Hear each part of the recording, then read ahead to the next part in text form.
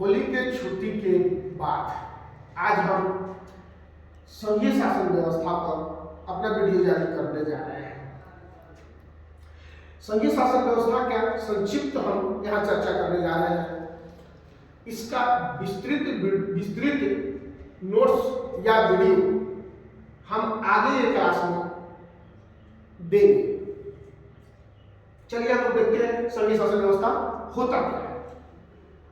वैसा शासन व्यवस्था जिसमें सर्वोच्च सत्ता केंद्र और उसके आनुषंगिक इकाइयों के बीच बटे होते हैं।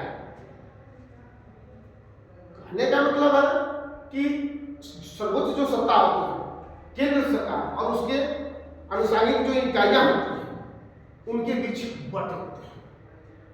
विश्व के लगभग 25 देशों में संघीय शासन व्यवस्था लागू है, जैसे Bharat, Brazil, America, Canada, Argentina. इन देशों में संघीय शासन व्यवस्था लागू है। अब भारत के संदर्भ में हम देखते हैं कि संघीय शासन व्यवस्था कैसी है। तो यहाँ संघीय शासन व्यवस्था को देखते हैं कि 3 स्तरीय शासन व्यवस्था है, जैसे संघ सरकार, दूसरा राज्य सरकार, तीसरा स्थानीय सरकार। संघ सरकार का मतलब होता है केंद्र सरकार जो सेंटर में स्थित होती है, यानी केंद्र में स्थित होती है, वो संघीय शासन या संघीय सरकार कहलाती है। राज्य सरकार का मतलब होता है प्रांतीय सरकार जो प्रांतों में, राज्यों में शासन संचालित करती है।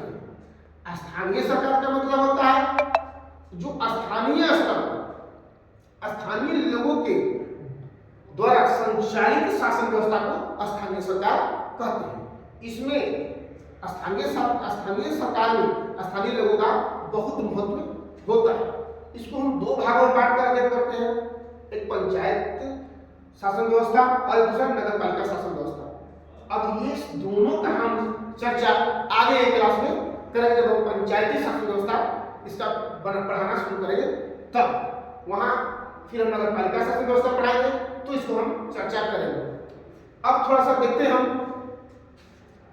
यहाँ भारत में 3 तरह की सूचियां जारी की गई है। भारत में 3 तरह की सूचियां जारी की गई है, जैसे संघ सूची,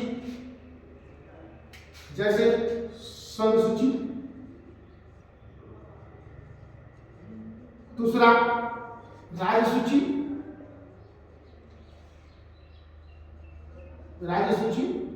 तीसरा समवर्ती सूची।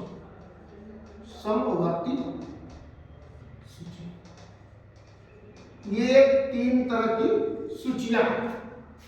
इसमें लगभग 100 विषय आते हैं। कितने आते हैं? 100 विषय आते हैं। इसमें 61 विषय आते हैं। इसमें 52 विषय आते हैं, 52। ये इसमें 100 संघ सूची में 100 विषय, राज्य सूची में 61 विषय, समवर्ती सूची में 52 विषय आते हैं। तो कैसे विषय इसमें होते हैं भाई? तो इसमें होते हैं वैसे विषय जो राष्ट्र हित से संबंधित होते हैं। राष्ट्र हित से संबंधित जो विषय होते हैं वह संघ सूची के विषय होते हैं, जैसे बैंकिंग हो गया, रेलवे हो गया, रक्षा हो गया, विदेशी मामले हो गए इत्यादि। राज्य सूची में वैसे विषय आते हैं जो राज्य या प्रांत से संबंधित होते हैं, जैसे पुलिस, जेल, व्यापार, वाणिज्य, कृषि, सिंचाई। ये सभी राज्य सूची के विषय हैं। इस पर राज्य सरकार कानून बनाती है। अब समवर्ती सूची में वैसे विषय आते हैं जिसमें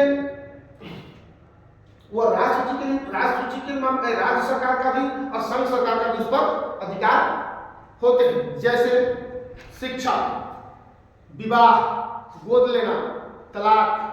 इन सभी मामलों में राज्य सरकार भी कानून बनाती है, संघ सरकार भी कानून बनाती है। लेकिन अगर विवाद हो जाती है, समवर्ती सूची के किसी भी विषय पर विवाद हो जाता है, तो केंद्र सरकार द्वारा बनाया गया कानून ही मान्य होता है।